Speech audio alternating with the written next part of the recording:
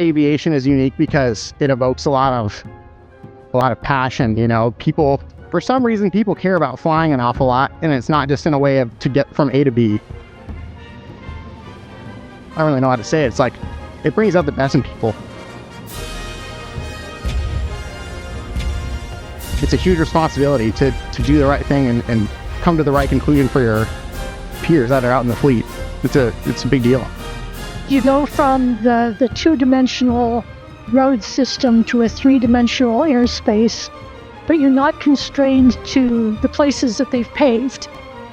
Exploration, it's wired into the human DNA. Whether it's driving yourself to get to the top of Mount Everest, whether you're Shackleton trying to lead a team across the Antarctic, whether you're the first astronauts, going to the moon. And those guys, that were the first people to flip into a rocket, go to space.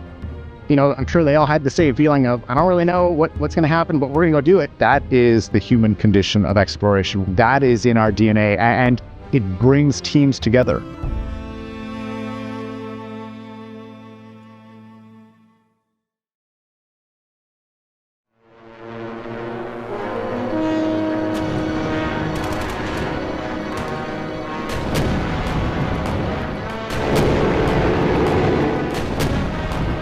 September 1st, 1939. Germany invades Poland. Warsaw becomes the first major European city systematically destroyed from the air.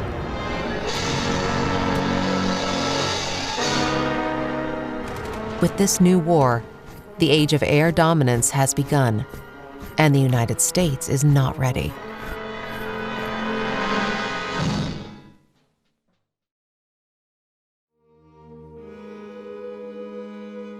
The U.S. enters World War II behind in air power, a result of isolationist policy and limited investment. But due to a few aviation visionaries, a foundation has been laid. On January 28, 1911, Lieutenant Theodore Gordon Spuds Ellyson takes off in a Curtiss grasscutter biplane, becoming Naval Aviator No. 1 and the Navy's first test pilot. Not deterred by the lack of funding for naval aviation, aircraft designer Glenn Hammond Curtiss personally trains Ellyson for the flight, with support from Navy Captain Washington Irving Chambers. Even with this milestone, aviation receives little funding or attention from naval leadership over the next decade. That begins to change in 1921. Congress establishes the Bureau of Aeronautics and appoints Rear Admiral William Moffett as chief.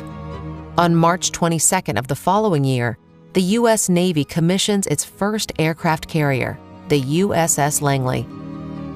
And on January 1st of 1923, Moffett establishes the flight test section at NAS Anacostia. By the early 1930s, naval aviation has gained institutional footing, but it remains a dangerous and evolving field.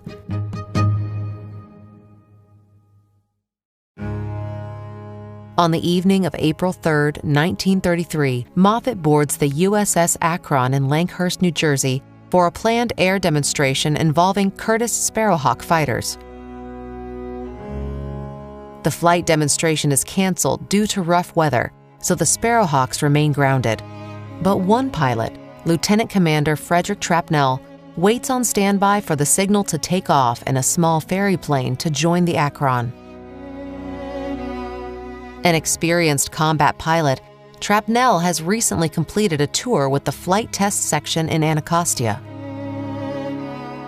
As the hours pass and no signal comes, Trapnell grows increasingly concerned. By morning, news breaks. The Akron has gone down in a storm off the Atlantic coast. 73 of 76 aboard are dead, including Moffett. The loss is staggering and deeply personal. Dozens of friends are gone.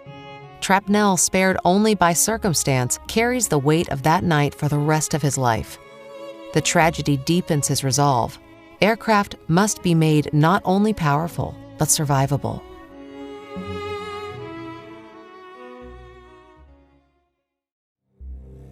As the unrest in Europe and Asia escalates into war, it becomes clear that the success of fighter aircraft will be tactically critical in securing victory. If the U.S. is pulled into the war without the needed flight capabilities, they will be defeated in the air. There was a cadre of testers up at Anacostia from the early 19-teens up through the late 1930s. Probably the best known one is a gentleman named Trapnell. Trapnell first joined the Anacostia Flight Test Section in January 1930, one of just 5 team members. In those early years, flight test was more art than science, unstandardized and undefined. Through rigorous experimentation, discussion, and documentation, the fledgling team began to shape the field, establishing standard procedures and creating a new lexicon to describe the complex behavior of aircraft. In May of 1940, Trapnell rejoins the team as a senior flight test officer. It's a new era. Gone are the early days of shaping the developing field.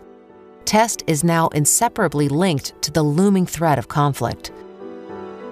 With one clear mission: create a fighter that can win the war.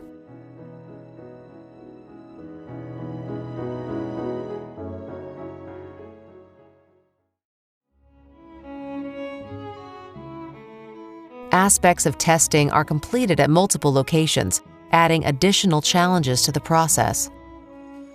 With the Navy's test team working between multiple locations, it can take up to 4 years for a new aircraft to be approved for duty. But the Navy does not have this much time. As early as the 1930s, the Navy recognized the need for consolidating its test functions. And then, of course, December 7th, it put everything in fast track.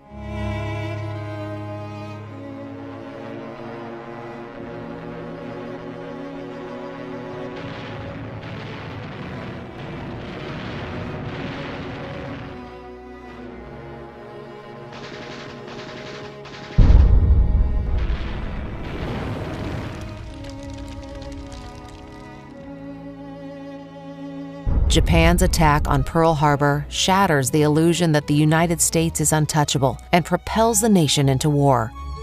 And a month later, the Secretary of the Navy authorized the design and construction of what was then known as Cedar Point.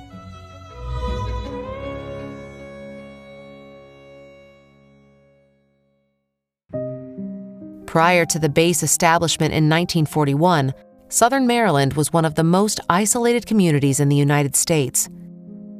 2 ships, the Ark and the Dove, had arrived in southern Maryland in the mid-1600s, making it one of the earliest European settlements in what would become the United States. It was an area rich in wildlife, rich in fisheries, rich in food, and it was a perfect place for people to settle. And the Native American population, our archaeological research shows, goes back probably 12, 15, maybe even as far back as 20,000 years. And the Native American population faded out pretty quickly with the arrival of the European settlers. The 6,400 acres selected for the base is already home to 3 small towns, several large plantations, and acres of prime farmland. This landscape, if you could see it, I've studied the 1938 Department of Agriculture aerial photograph. It was agricultural land from shore to shore, farm fields, hardly a tree in sight. In 1790, St. Mary's County had less than 15,000 people.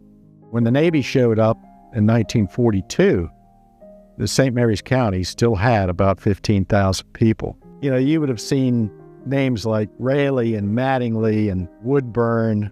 These were names that had been here for 350 years.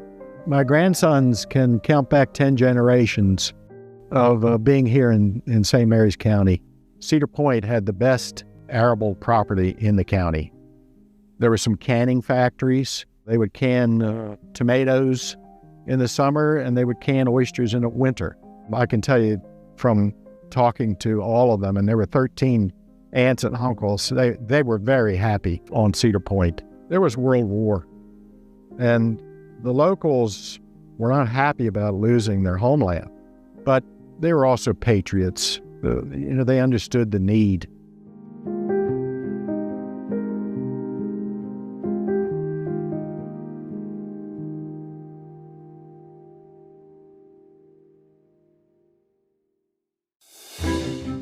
Ground is broken on the base on April 4th, 1942. Driven by wartime urgency, construction of the base begins before plans are even finished. With so much of the population called up for military duty, the early base construction effort was a catch-all for anyone able-bodied and available for work. There were thousands and thousands of men living here, and the Navy would send buses out to bring workers in. And there was gambling. It was very much a Wild West. Finally, on October 20th, 1942, the Marines are brought in to take over security. So many undocumented individuals are working on the base without the proper paperwork that it takes the Marines nearly 10 months to complete fingerprints, background checks, and finally secure the base and workforce. Over 2,000 arrests are made based on previous offenses discovered during the background checks. The Cedar Point Peninsula, where the rapid construction is taking place, is located at the confluence of the Patuxent River and the Chesapeake Bay. This remote location is in proximity to Washington, D.C., but away from air traffic congestion. This, which allows for weapons and aircraft testing, will be essential to the base's missions. But the remote location poses challenges as well. Intense modernization is required for the facilities and in establishing supply lines. You can imagine the massive amount of materials that had to be brought in. There were no paved roads down here. In fact, the story goes that when the truck driver was headed down toward PAX to deliver something, they said, just follow the dust trail. And the big dust, because they had 3,000 people working on building the base, big earth movers, and lots and lots of equipment.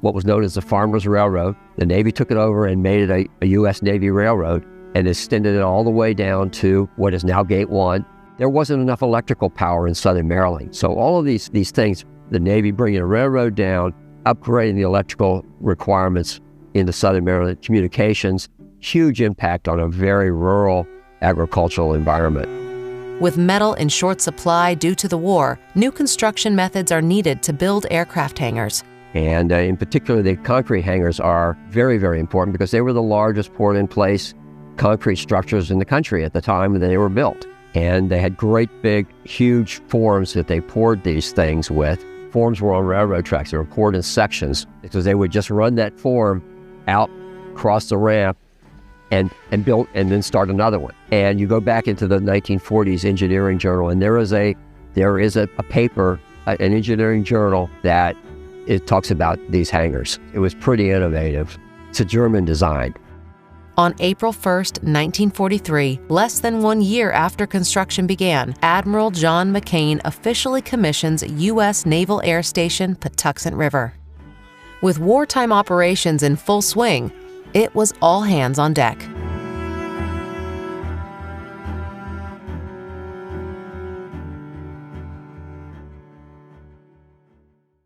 So there were quite a few women here at Pax River in World War II. So Roosevelt signed into law July 30th, 1942, the Reserve Act to allow women to join the Navy.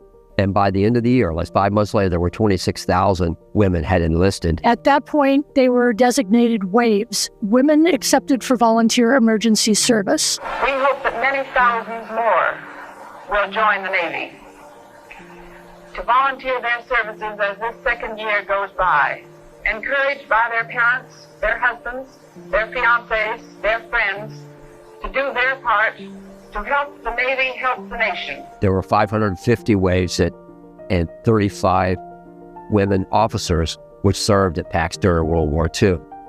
And they arrived at Pax River just about a week before the base was to be commissioned. They had been originally envisioned to clerical work, drivers and things like that. They got involved in technical, scientific research, meteorology. There were pilots, women pilots, used in World War II to ferry planes. That were supporting flight operations. They ran the towers, they were air traffic controllers, doing a lot of work to relieve men to go over the pond. After the war, the Navy realized how valuable the women had been, and so the Navy recognized the need to continue to allow women.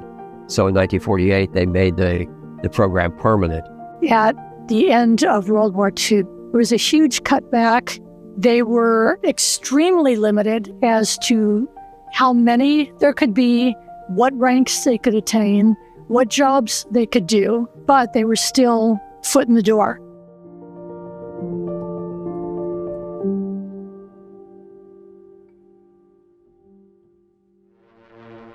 With Allied forces hanging in the balance, there's little time to celebrate the collaborative feat of patriotic effort. While Pax River is still under construction, test team at Anacostia grapples with a serious problem.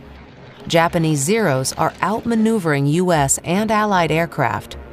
Then, on July 10, 1942, the wreckage of a Japanese Zero is discovered by a U.S. patrol plane. Piloted by Tadayoshi Koga, the Zero had taken part in the infamous Midway operation in the Aleutian Islands. Hit by U.S. fire, its oil line was severed.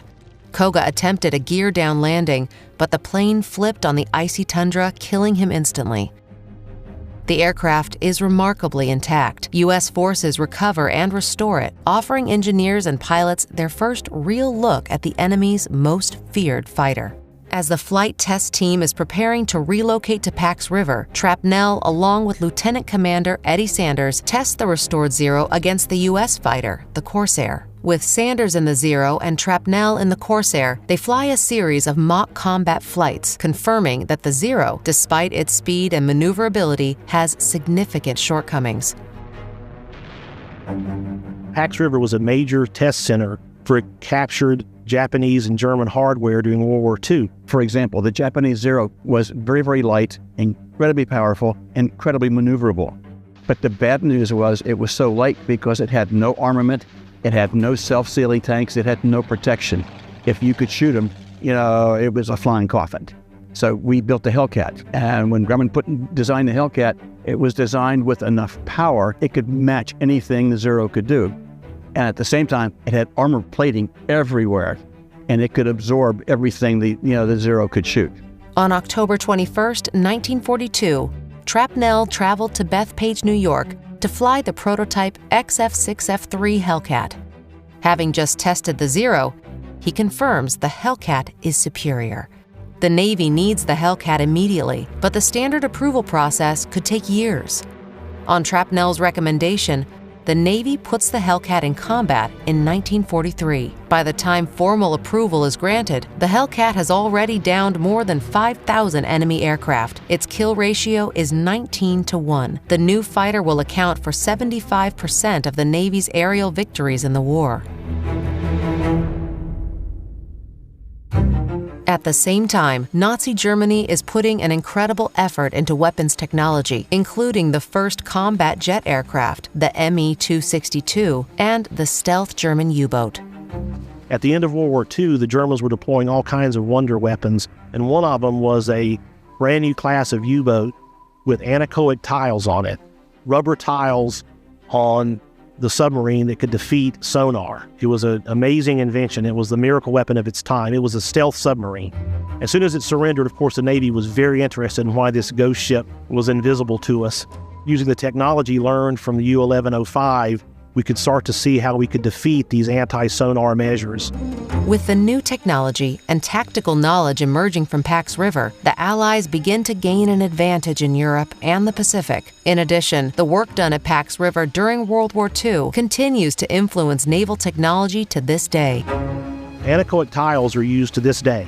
It's part of the basis and genesis of the coatings and materials that we use to make our submarines more stealthy today.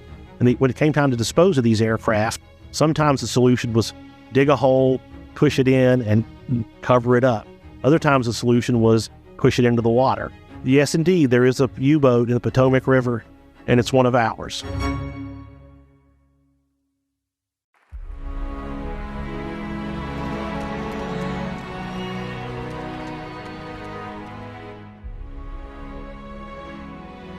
The forces of Germany have surrendered to the United Nations. The flags of freedom fly all over Europe. Much remains to be done. The victory won in the West must now be won in the East. As the war draws to a close and Pax River becomes the center of naval aviation testing, the need to train test pilots becomes more acute. In the final year of the war, Commander Sidney Sherby arrives at Pax River, an aviator, flight instructor, and aeronautical engineer fresh from postgraduate training at MIT. Within months, he's chosen to lead the Navy's first flight test pilots indoctrination program, designing the curriculum himself. In May of 1945, a class of 14 pilots and engineers graduates the first informal course in Navy flight test. A year later, Commander Trapnell arrives at Pax River as the new head of flight test. Trapnell came down here in the mid-40s and started a test establishment. And so we need to figure out what it is that needs to be taught and how we need to teach it. Trapnell spends 2 weeks filling the margins of Sherby's curriculum with notes, firing off question after question. So many that Sherby braces for a complete rewrite. But when his review is complete, Trapnell apologizes and thanks Sherby for the crash course. He declares the curriculum perfect. He was not challenging the material, he explains. He was learning it. Despite being an architect of the Navy's test pilot program, Trapnell has never had formal engineering training. The material was entirely new. Sherby later described Trapnell as having uncanny engineering instincts. Trapnell begins sitting in regularly on Sherby's classes. Inspired by the experienced and enthusiastic pilots, he lobbies for a formal test pilot school. In 1948, the Navy formally establishes a dedicated training program for test pilots at Pax River, with Sherby as its founding director. This is where the academic groundwork is laid. Calculus, thermodynamics, plane and spherical trigonometry, progressions and infinite series, Cartesian coordinates, and aerodynamics. On June 25, 1950, North Korea invades the South, launching the Korean War and the first military action of the Cold War. The U.S. mobilizes. The Cold War sparks a decades-long arms race, accelerating test programs at Pax River. The beginning of the Cold War coincides with the advent of the jet turbine engine, pushing Navy aircraft to new heights and speeds, and introducing entirely new challenges. By this time, Frederick Trapnell has become the first naval aviator to fly a jet aircraft, the Bell XP-59A Aerocomet. This experience helps guide aircraft test into the jet age. The Navy's wooden carrier decks are no match for the sheer force of the new jet aircraft. Pax River must adapt. NATC, Patuxent River, Maryland, is located on a 6,800-acre tract bordering Chesapeake Bay. On the ground, the extensive facilities of the center are used to test and evaluate the enormous range of requirements special to naval aviation on the compatibility of the airplane with the aircraft carrier.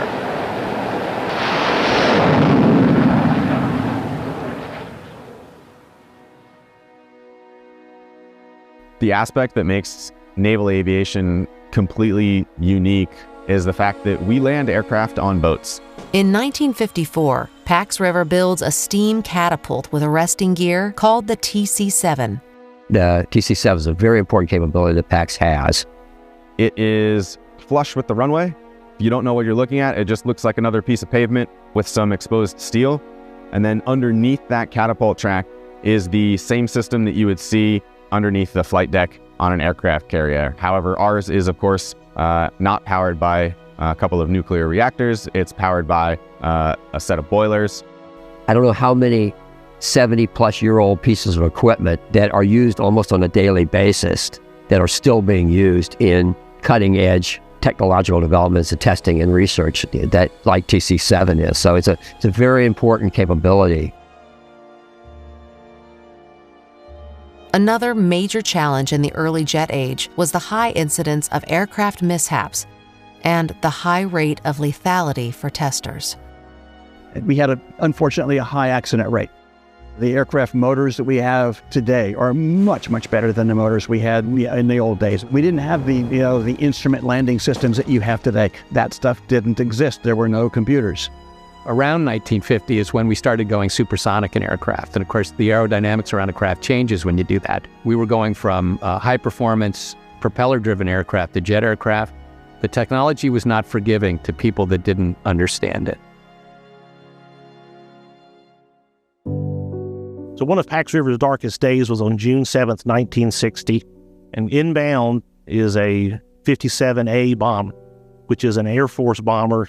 They're approaching Pax, and there's an explosion in the cockpit of this massive tactical bomber. Mayday, going down. Pax River has the longest runway in the local area, so they decide they're going to orbit Pax River, call the experts, and try to figure out how to recover this bomber. And they decide it's time to eject. So they point the aircraft toward the Chesapeake Bay. The force of the ejection pushes the aircraft off course, and it begins a big spiral over Pax River in St. Mary's County, and eventually settles out on a course and starts drifting right down Great Mills Road, headed to the worst possible place it can go, which is Great Mills High School. The bomber skims across the athletic fields and slams into the woods behind the school. This sends a fireball up into the sky. The Air Force dispatched 2 helicopters from Andrews to aid in the search and rescue operations. The helicopters retrieved the pilots and brought them back to the air operations area. And our fire department is down there helping fight the fire. They begin to get things under control, and everyone is breathing a sigh of relief over the near miss. But an hour and 4 minutes later, a Marine Corps captain named Captain Parsons is on the catapult with an F-8 Crusader fighter aircraft. The catapult's launched, and the aircraft staggers into the air, immediately in distress. Eyewitness said the aircraft stalls only about 100 feet off the end of the catapult. The pilot ejects, the engine goes into full power and slams in one of the helicopters that is just taking off to return back to Andrews Air Force Base. The helicopter explodes, killing both on board, falls into the ambulance that was waiting right below it, killing both the medical personnel in the ambulance.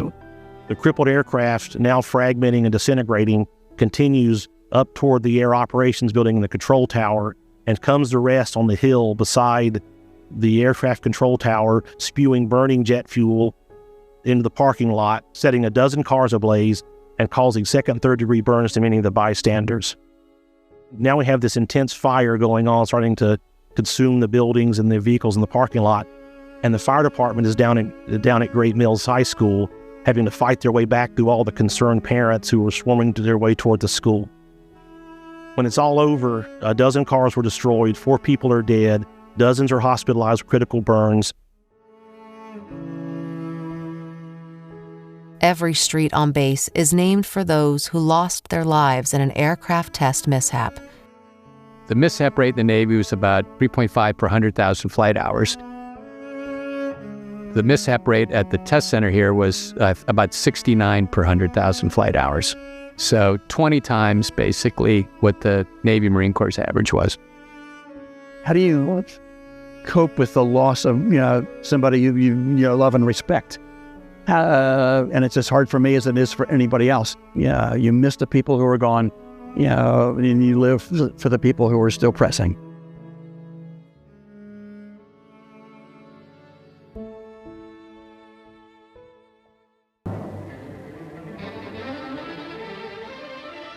The issues of carrier suitability and lethality highlight the need for intricate communication between engineers and test pilots, also known as project officers. Naval aviation today is diversification. Engineers, really wanted to say, just tell me what you want build and I'll build to it. The pilots will say, well, I want the aircraft to handle well. I want it to behave the way I want it to behave. And it wasn't until we started putting pilots and engineers in the cockpit together and they shared this experience that they were able to articulate both of those things in a way that allowed us to build aircraft that satisfied the need. Training pilots and engineers takes a central role in addressing the new challenges faced in the jet age. On June 12, 1958, the program becomes the United States Naval Test Pilot School. You've got to remember, back in the old days, there were no computers. There was never a 2-seat Hellcat or a 2-seat Corsair, which meant that your first flight in the airplane was the first flight. So the instructor pilot couldn't be in the airplane with you.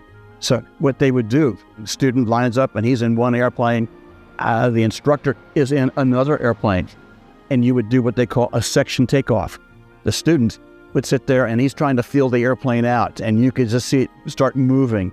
The instructor pilot would move out, and it's basically talk. And as they're sorting it out, then they'd come back together.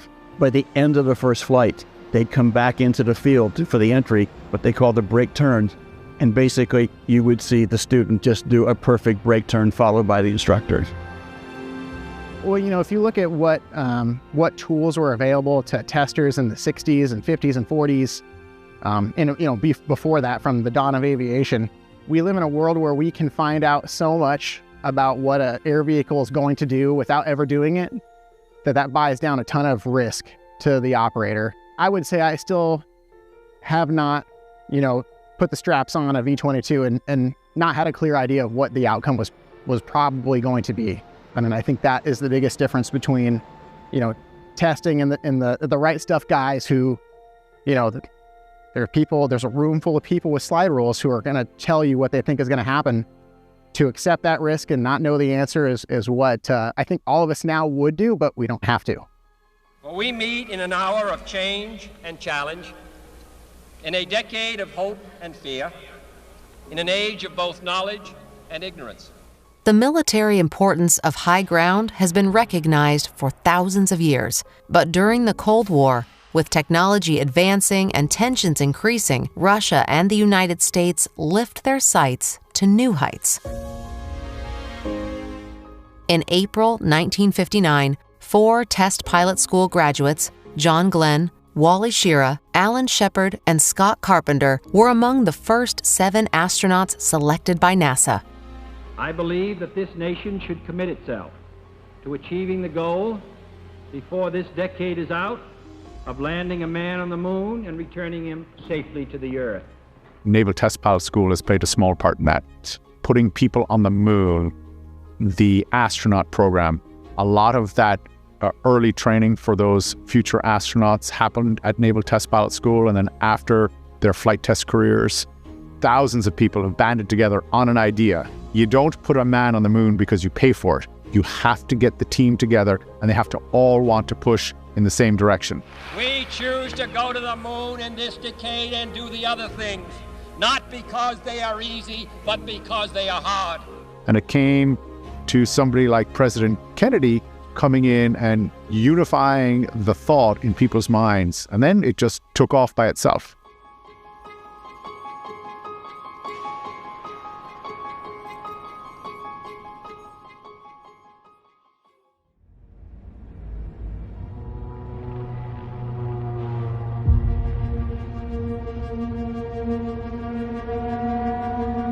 This evening, I came here to speak to you about Vietnam. Vietnam is the scene of a powerful aggression that is spurred by an appetite for conquest. The defense of freedom is everybody's business. If the level of enemy activity significantly increases, I shall not hesitate to take strong and effective measures to deal with that situation.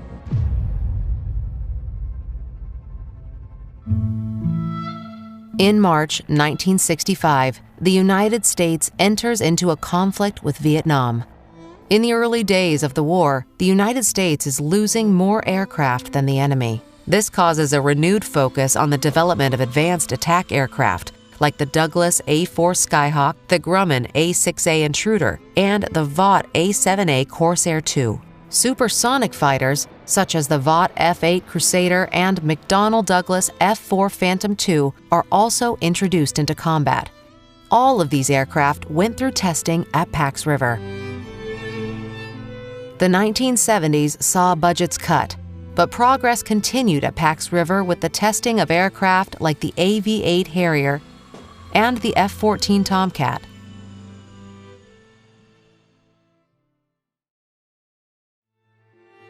My career path started with Navy ROTC. Lieutenant Karen Thornton and I were assigned to 2-month deployments on NATO exercises. Captain Jerry Brest was our skipper. He says, "Well, Colleen, what are you going to do?" And I said, "I don't know. And he'd gone flying with me that day, and he said, "Have you ever considered test pilot school?" I applied and found out 2 months later that I had, in fact, been selected for the class, which surprised me and worried me because I was not an engineer at Purdue University. My second interview was with the XO, the executive officer. He looked at me and he said, "I expect you to work hard. If you can make it, you will make it." My classmates could not have been more supportive. Everybody helped everybody. And that's about the only way to get through the crucible, if you will, of the Navy test pilot school.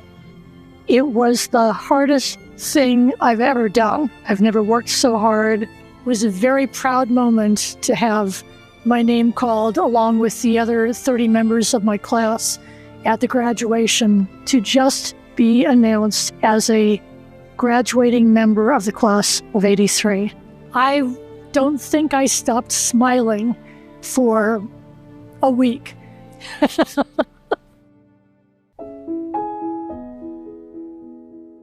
The 1980s ushered in policies of peace through strength, and PAX saw an explosive hiring increase. We've heard the phrase, peace through strength, so often. Its meaning has become blurred through overuse. A time has come for America to recall once more the basic truths behind the familiar words. In 1985, there was quite a, kind of the Reagan buildup of hiring that was going on here locally. Yeah, human resources in those days was very busy. So I came for an interview. I'm a Reagan-era hire, and I said they would hire anyone because I'm a civil engineer, 5'2", from West Virginia, and they hired me. I truly did not know anything about naval aviation. I thought the Navy was ships. As the United States moves through the Vietnam and Cold War, the Navy's aircraft undergo a major transition. Once designed for a single role, air combat or ground attack, aircraft begin evolving into versatile, multi-role platforms. When I started here, it was an analog Navy. It wasn't a digital Navy. So A6s, A7s, pretty analog type platforms. The A4 had no radar. It had no bombing system. It was basically, World War II style bombers. You have the cross in front of you, get everything lined up and hit the button. These limitations drove the need for smarter, more capable systems. The shift from analog to digital technology opens the door for true multi-role aircraft. The A6, it had virtually no ability to really defend itself, certainly not from an offensive perspective. There would be fighters overhead that would provide that cover. That started to transition with the F-18, which really was the first kind of multi-role aircraft that the Navy was procuring from a fast jet fighter attack perspective for on the carrier. By the late 1970s and early 1980s, the FA-18 Hornet emerges from this shift. Designed to replace both the F-4 Phantom II and the A-7 Corsair II, lightweight, durable, and built to withstand the rigorous demands of carrier operations, the Hornet becomes a key asset in naval aviation. It is also a major up-level into digital technology. And then you fast forward to the world we have today, where it's heavily digital. Everything's digital. And there are networks that interact in ways that we couldn't have imagined when I first started here. In the end, it was the F-18, and that was the first of the magic airborne computers, and its capability is outstanding. It's a superb fighter. I mean, 1v1, it's a superb fighter, and it's just as good at dropping bombs. And that's why they call it the F/A-18. And the beauty there is what was taking 6 or 7 sorties to take out one bridge in Vietnam, you could take an F-18 and do it with one flight and one bomb. The F-18 was that first aircraft that was designed for putting bombs on target and being able to defend itself from an offensive perspective. And that started to transition naval aviation into a lot tighter group of airplanes that were being operated. The United States went to war facing new tactics than in previous wars. So when Desert Shield happened, we really had only prepared for refighting the Vietnam War. Desert Shield changed the tactics completely because you could not deliver ordnance below 20,000 feet or you get shot down. And as soon as Desert Shield and then followed by Desert Storm happened, I realized I'm in charge and I have to be in charge. I set up shift work and we worked 24/7 for the first probably month of Desert Shield, generating high altitude tactics for F-18s and A-6s and A-7s. To go home during Desert Shield and Desert Storm, to go home at night and watch what was happening was incredible. It's hard to describe what it feels like to see products that you have put your heart and soul into helping naval aviation achieve their mission.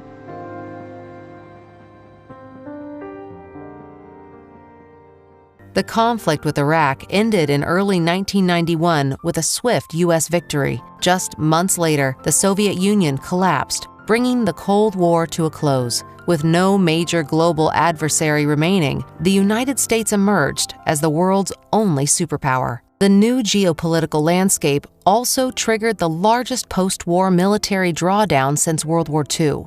Beginning in 1988 and accelerating through the early 90s, the Defense Base Closure and Realignment Commission, or BRAC, reshaped the force structure. Many aviation squadrons were disestablished, reorganized, or consolidated. While numerous naval facilities were closed or realigned during the 5 rounds of BRAC, NAS Patuxent River and the state of Maryland ultimately saw a net gain. Between 1991 and 1995 alone, Pax River added more than 6,800 Department of Defense jobs.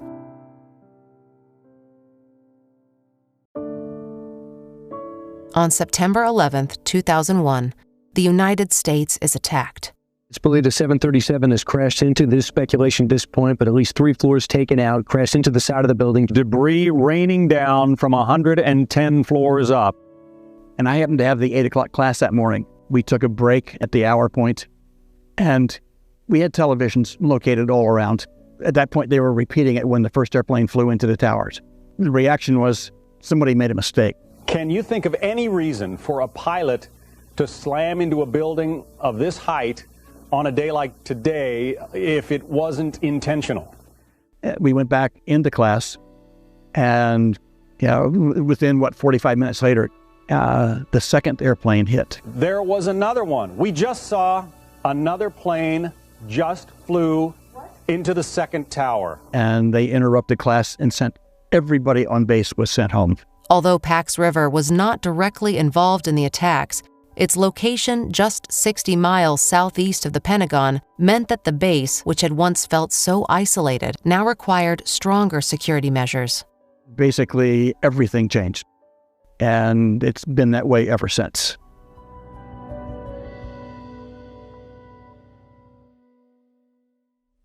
At this hour, American and coalition forces are in the early stages of military operations.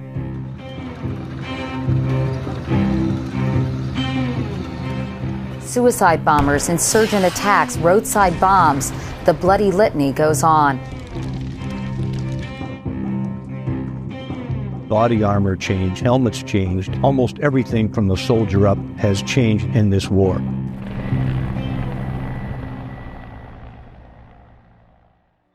After the attacks of September 11, 2001, the United States entered a new kind of war, one without clear battle lines or a single adversary. What followed was a sustained global campaign across Afghanistan, Iraq, and beyond. The Global War on Terror. For Patuxent River, the mission shifted rapidly. Aircraft once built for Cold War dogfights were now being adapted for counterinsurgency, intelligence gathering, and long endurance operations over vast desert and mountainous terrain. The tempo at PAX increased. Engineers raced to equip aircraft with new sensors, communication systems, and defensive countermeasures tailored to threats like IEDs and shoulder-fired missiles. Test schedules accelerated, operational timelines compressed. The global war on terror would stretch on for 2 decades, becoming the longest conflict in U.S. history. And through it all, Pax River remained a critical node in adapting and advancing the tools of modern warfare.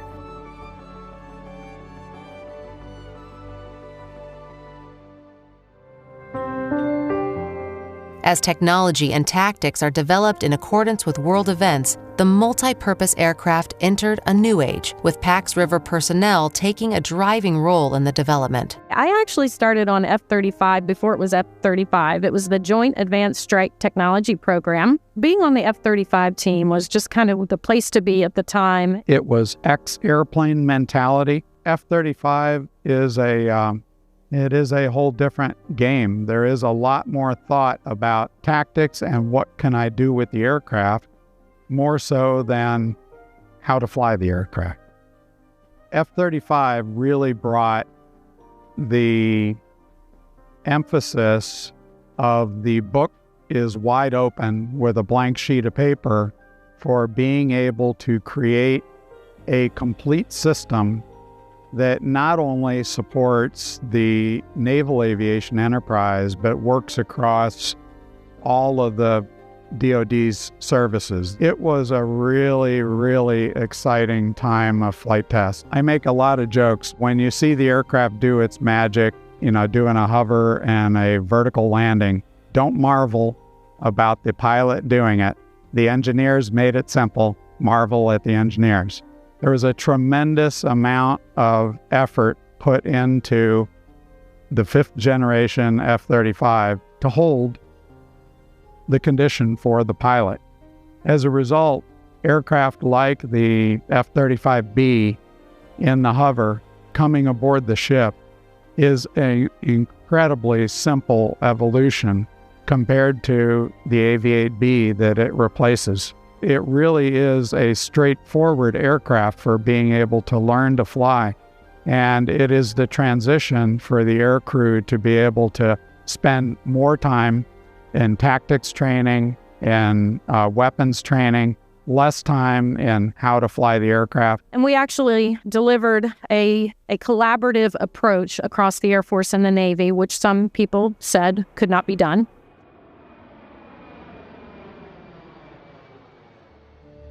In the midst of a pandemic and heightened global tensions, the U.S. Navy aircraft carrier USS Carl Vinson is preparing to deploy.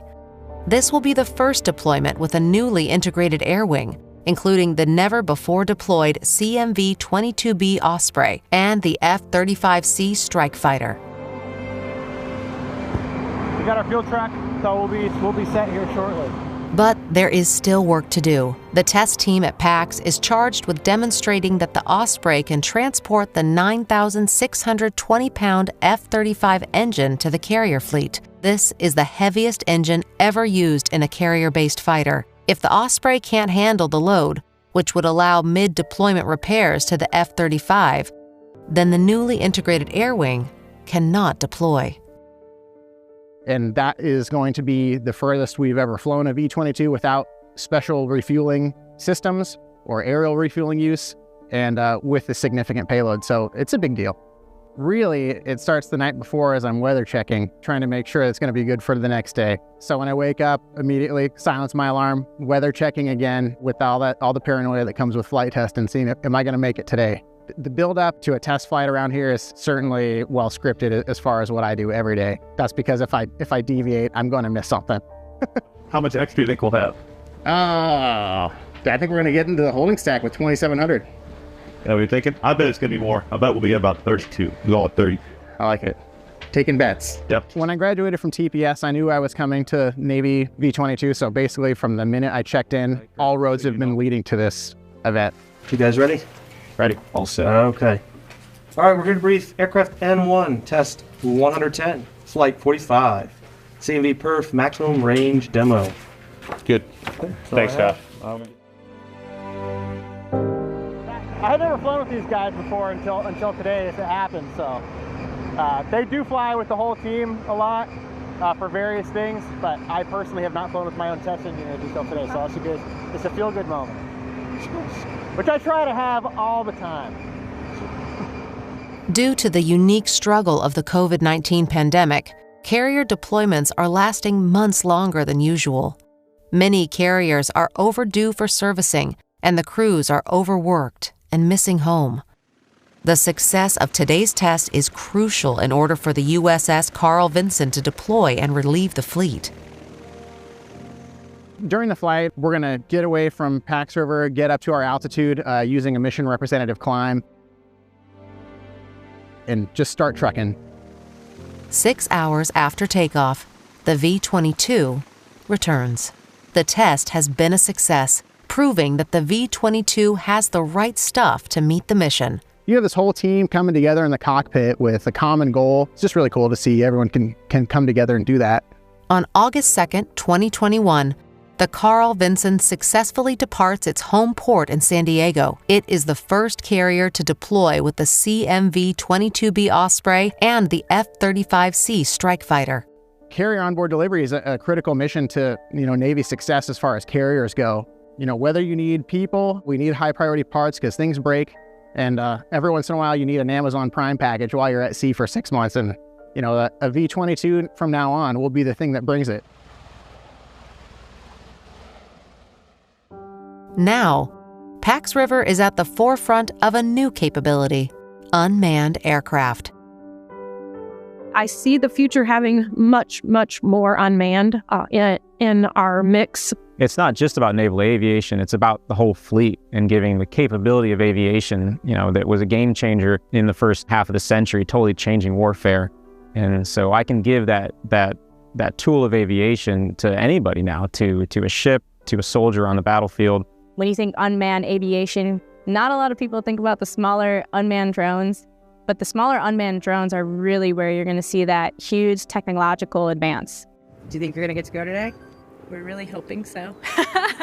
The small unmanned world is developing rapidly with what is coming out of Ukraine and Russia and that war. There are missions executed that a group of 8 Marines would do before. So delivering, say, bullets to the front lines, you would send a group of people out to execute that mission. The unmanned technology is allowing one item to go into harm's way, and it's not even a person. It will save lives, but there are some problems and challenges that are really difficult to solve. You're taking parts and pieces that typically wouldn't be put together in order to facilitate what the need is, what the problem is.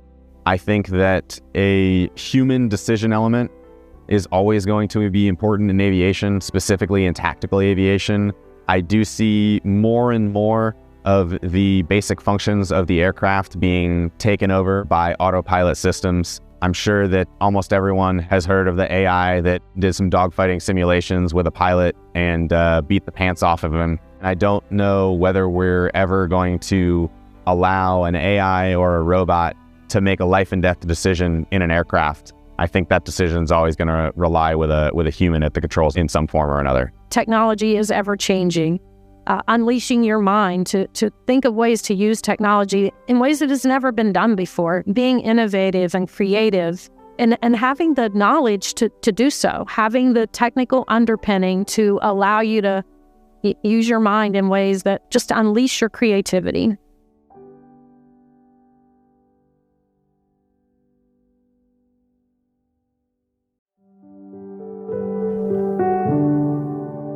So the Navy operates on a landscape here that came already with a complement of plants and animals here, and it's our job to be stewards of those, to take care of those. First we're going to walk on a beach, then we're going to walk on a trail, then we're going to come to a landing zone, and all along there terrapins have laid nests. More species, endangered species, occur on DoD lands than those managed by any other federal agency.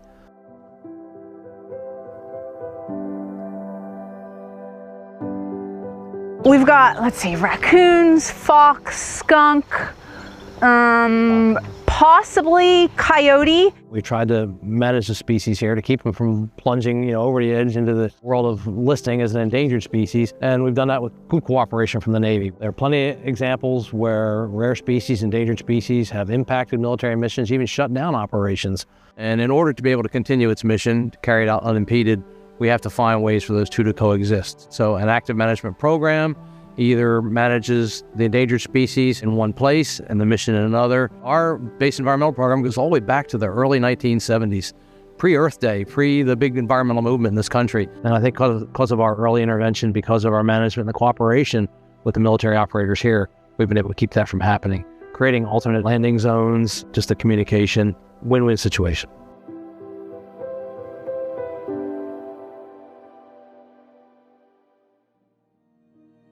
Here's the first one there. I'm sure they're all hatched. Look at it. It's so cute. We can put some water on him afterward and see his colors. Wow. 5.9 grams? Yeah. The Navy, probably more than any installation, has got to address the impacts of sea level rise. The military service, it's a coastal service mostly. And this species right here, this diamondback terrapin, may be a great monitor, great indicator species for the impacts of sea level rise. We may hold the future of the survival of this species, at least in the middle of Chesapeake Bay here at Pax River. That's quite an obligation.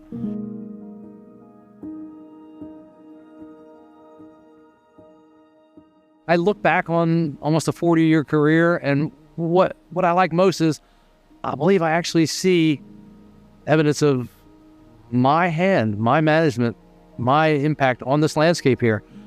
This land that we occupy here on the Patuxent River Naval Air Station, it's being used by the Navy right now, but it belongs to the public. It belongs to every citizen of the United States. You, Navy, may use it for whatever period of time you need to use it, but you need to take care of it.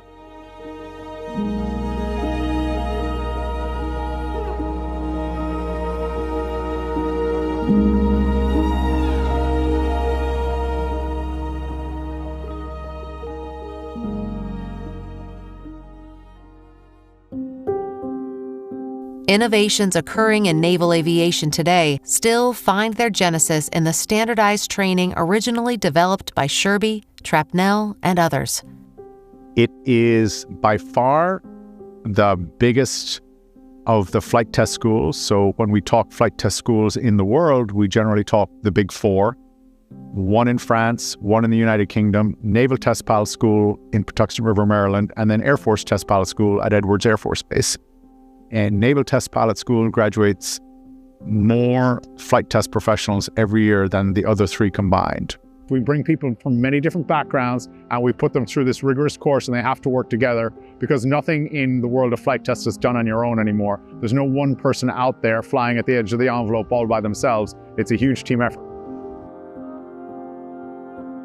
Patuxent River as a school, as a test pilot school, of course, is a unique experience because of what they have to accomplish in a limited amount of time, getting you through a syllabus that really requires 36 hours a day, no sleeping involved, so that you, on the other end, can fly anything and evaluate it to a specific purpose.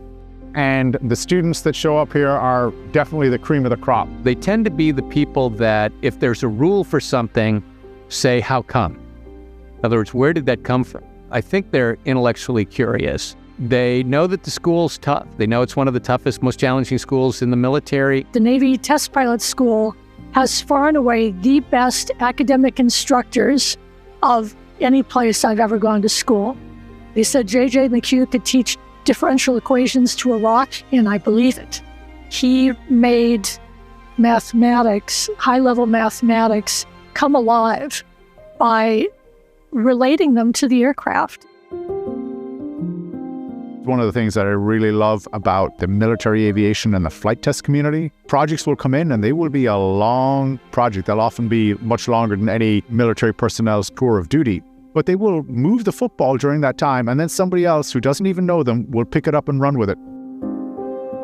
It's fun to think about the legacy of test aviation. If you walk through the halls of the test pilot school and you look at the names on the wall, and some of those names, especially from some of the earlier classes, those are household names. Those are names that everybody knows. You look at mission commanders that have gone to the space, that have gone to the moon. A lot of those guys were test pilot school graduates. Names that you grew up with as a kid that were heroes. It's like, oh hey, they went to the same school I did. They were here in this building. They were in these classrooms. They were in these hangars. They worked on this base, and I get to be a part of that. I love seeing where it's gone and where it's going. Houston ACR, this is Space Station. We have you loud and clear. You learn how to adapt so well at test pilot school. You're given a new aircraft. You're given, 5 days to learn that aircraft, and then you go fly it and do an evaluation on that. That's much like what we do in the astronaut lives up here on the International Space Station. I remember very specifically, our skipper asked our class 130, if anybody wanted to be an astronaut. And it was pretty impressive to see some of the most incredible pilots in the world all raise their hand. Where would I like to see my career go? Well, NASA, if you're listening. I'm the commanding officer for 18 months. It's humbling and it's an honor. You get to provide an influence, you get to shepherd the team, and then you get to recognize the talent that's coming in behind you that's going to carry the proverbial football a little bit farther down the field. Today, the base continues to serve as a critical testing ground for advanced aircraft and aviation technologies, sustaining the U.S. Naval Aviation Enterprise's combat edge over adversaries.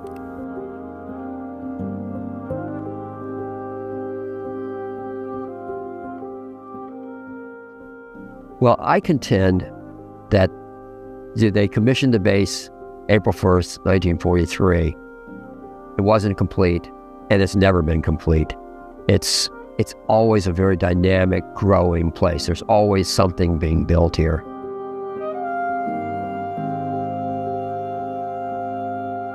Although it'll be a sad day when the very last F-18 is on sticks. When there's an F-18 on sticks at a museum, I can look at it and say, I flew that, I tested that, I made that a better airplane.